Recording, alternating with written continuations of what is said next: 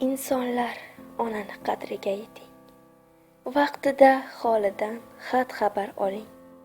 Ushbu she'rimni aziz insonlar quloq solib diqqat bilan eshiting. Bor ekan bir uyda xokisor ona, yashar edi o'zi farzandi bilan.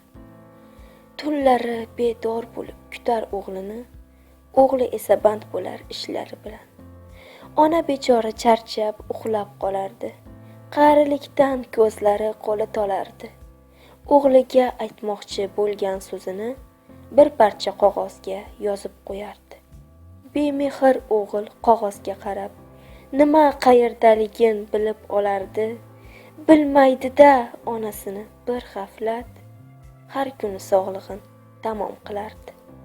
Kelmadi uyiga bemehr o'g'il, bir kecha qoldi do'stinikida. Ertasiga keldi bir mudhish xabar, shoshildi-yu ketdi katta tezlikda.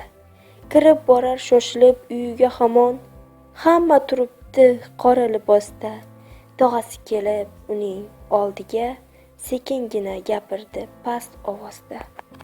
Onangni berib qo'ydik bolaginam, senga Allohdan sabr tilayman.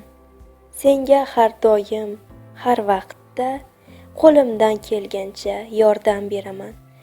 Bu mudhish xabarni eshitgan o'g'il ko'zlari to'ldi achchiq yoshga.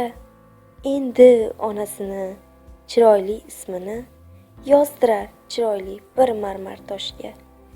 Tog'asi yigitga bo'ldi dalda, yigit rosa yig'lab onasini ko'mdi.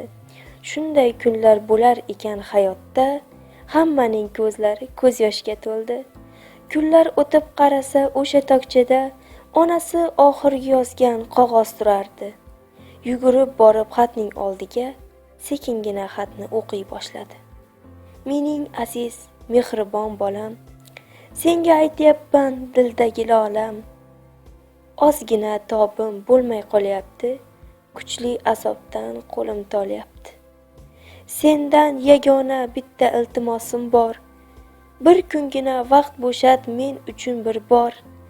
Og'riq azoblardan qiynalib ketdim. Men bilan birga doktorga bor. Bu xatdagi gaplarni o'qigan o'g'il achchiqdan qo'lini devorga urdi.